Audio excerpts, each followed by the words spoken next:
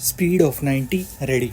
આંતરરાષ્ટ્રીય બજારમાં ઉત્પન્ન બજાર હિસ્સા સાથે રાજ્યમાં એક ગતિશીલ અને આત્મનિર્ભર કુટીર ઉદ્યોગ ક્ષેત્રનું નિર્માણ કરવા તેમજ રાજ્યની લુપ્ત થતી હસ્તકલાઓને જાળવી રાખવા નવીન કુટીર નીતિ 2024ની ગાંધીનગર ખાતેથી જાહેર કરાઈ હતી.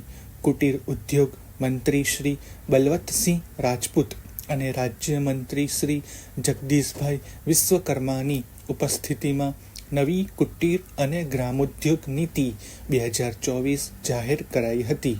મંત્રીશ્રીઓ દ્વારા 11 કારીગરોને એવોર્ડ આપી સન્માનિત કરવામાં આવ્યા હતા. પેરેગ્રાફ. નવીન કુટીર ઉદ્યોગ નીતિ રાજ્યમાં કુટીર ઉદ્યોગની ઇકોસિસ્ટમને મજબૂત કરીને કુટીર ક્ષેત્રને ટકાઉ બનાવવા અને લુપ્ત થતી હસ્તકલાને પુનઃજીવિત કરવા પર ભાર આપશે. ગુજરાત સરકાર દ્વારા નવીન કુટીર નીતિ અંતર્ગત આગામી 5 વર્ષ માટેના લક્ષ્યાંક નક્કી કરવામાં આવ્યા છે.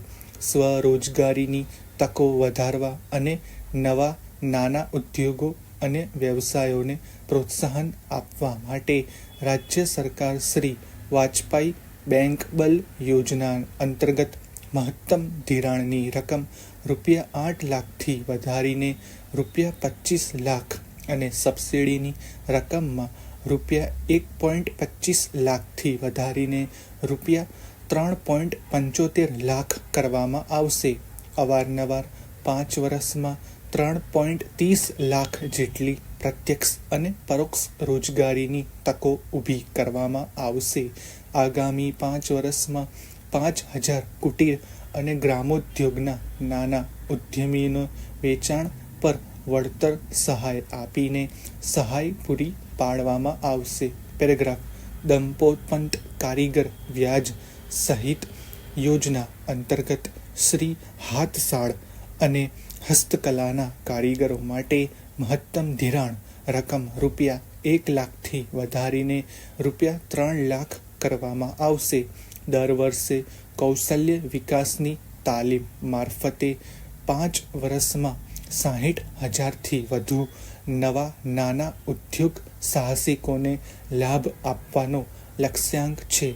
હાથશાળ, હસ્તકલા અને ખાદી ક્ષેત્ર તથા સંકળાયેલા કારીગરો અને મંડળીઓ મળી 45,000 લાભાર્થીઓને આવરી લેવામાં આવશે. એક જિલ્લો એક ઉત્પાદન યોજના અંતર્ગત 10,000 લાભાર્થીઓનો સમાવેશ કરાશે. ઈ-કોમર્સ પ્લેટફોર્મ પર 7,000 કારીગરો ઉદ્યોગ સાહસિકોને સામેલ કરાશે. સરકાર આવનાર 5 વર્ષમાં 2,500 જેટલા કારીગરોને નિકાસ વધારવા પ્રોત્સાહનો આપશે. પેરેગ્રાફ. બોર્ડ, નિગમ અને સહકારી સંસ્થાઓ સાથે સંકળાયેલા કારીગરોના ખાદી, હાથશાળ અને હસ્તકલાના ઉત્પાદનનું વેચાણ 5 વર્ષમાં ₹1,500 કરોડ કરવા પ્રયત્ન કરાશે.